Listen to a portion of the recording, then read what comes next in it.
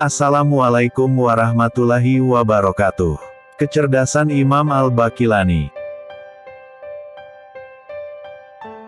Salah satu di antara manusia-manusia cerdas di muka bumi ini pada zamannya adalah seorang ulama besar bernama Abu Bakar Al-Baqilani. Beliau adalah ulama besar mazhab Asy'ari.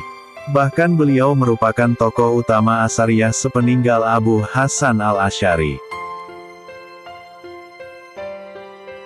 Selain seorang mutakaulim, ahli kalam, Al-Baqilani juga salah satu ulama ushul fiqh.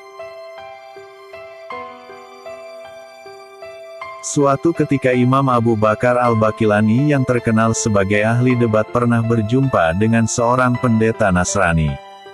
Tiba-tiba pendeta tersebut berkata, "Kalian, kaum muslimin mengidap penyakit fanatisme." Imam Al-Baqilani bertanya, "Apa maksud Anda?" Pendeta tersebut menjawab, "Kalian membolehkan pernikahan dengan wanita ahli kitab, Yahudi, Nasrani, namun kalian melarang kami menikahi anak-anak gadis kalian." Lalu Imam Abu Bakar Al-Baqilani menjawab, "Kami boleh menikahi wanita Yahudi karena kami beriman kepada Musa alaihi salam, dan kami diperbolehkan menikahi wanita Nasrani karena kami beriman dengan Isa alaihi salam. Jika kalian mau beriman dengan Nabi Muhammad sallallahu alaihi wasallam, pasti kami nikahkan kalian dengan putri-putri kami." Maka terbungkamlah mulut pendeta kafir tersebut. Sebagai ulama terkemuka, Imam Abu Bakar Al-Baqilani juga pernah diutus oleh penguasa Irak untuk berdebat dengan orang-orang Nasrani di Konstantinopel pada tahun 371 Hijriah. Saat mendengar kedatangan Imam Abu Bakar Al-Baqilani, penguasa Romawi memerintahkan para pembantunya untuk merendahkan tinggi pintu istana. Hal ini dilakukan agar Imam Abu Bakar Al-Baqilani terpaksa membungkukkan badan saat memasuki istana Romawi tersebut. Tatkala Al-Baqilani sampai di depan istana, beliau mengetahui siasat licik tersebut, maka beliau membalikkan badan lalu berjalan sambil membungkuk dengan posisi membelakangi raja. Beliau menghadapkan pantatnya terlebih dahulu kepada sang raja daripada wajahnya. Saat itulah, Raja Romawi tahu siapa yang sedang dia hadapi. Saat beliau memasuki ruangan istana itu, beliau mulai menanyakan kabar para pendeta tersebut dan keluarganya. "Bagaimana kabar kalian dan keluarga serta anak-anak kalian?"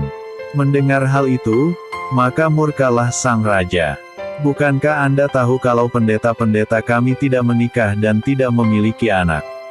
Lalu Abu Bakar berkata, "Allahu Akbar. Kalian mensucikan para pendeta kalian dari pernikahan dan keturunan, lalu kalian menuduh Tuhan kalian menikah dan melahirkan Isa."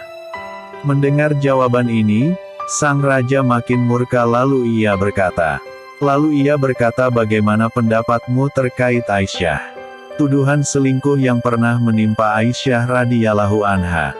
Abu Bakar Al-Baqilani menjawab, "Jika Aisyah radhiyallahu anha pernah dituduh berzina oleh kaum munafik, maka Maryam pun pernah dituduh oleh kaum Yahudi, padahal keduanya adalah wanita yang suci. Bedanya Aisyah menikah dan tidak dikaruniai anak, sedangkan Maryam tidak menikah tapi dikaruniai anak. Menurut kalian siapa yang lebih layak dituduh meskipun keduanya jelas-jelas wanita yang suci?" Makin gilalah sang raja mendengar jawaban Abu Bakar rahimahullah tersebut. Raja Romawi tersebut kembali bertanya, "Apakah Nabi kalian berperang?" Abu Bakar menjawab, "Iya." Raja kembali bertanya, "Apakah ia menang?" Abu Bakar menjawab, "Iya." Sang raja bertanya kembali, "Apakah Nabi kalian pernah kalah perang?" Abu Bakar menjawab, "Iya." Raja berkata, "Aneh, Nabi kok kalah perang?" Abu Bakar menjawab, "Tahukah Anda, ada yang lebih aneh daripada itu, bagaimana bisa Tuhan mati di tiang salib?" Maka terbungkamlah mulut orang kafir tersebut. Hikmah yang bisa dipetik. 1. Dulu para ulama sibuk berdebat dengan orang kafir untuk membela Islam, sedangkan saat ini sebagian ulama sibuk berdebat dengan sesama muslim untuk membitah dan mengkafirkannya. 2. Agama ini harus dipikul oleh orang-orang yang alim, cerdas, bijak dan rendah hati agar marwah dan kesucian Islam tetap terjaga. Wallahu a'lam. Cerita ini diambil dari Tarikh Baghdad 5/379 karya Al-Khatib Al-Baghdadi.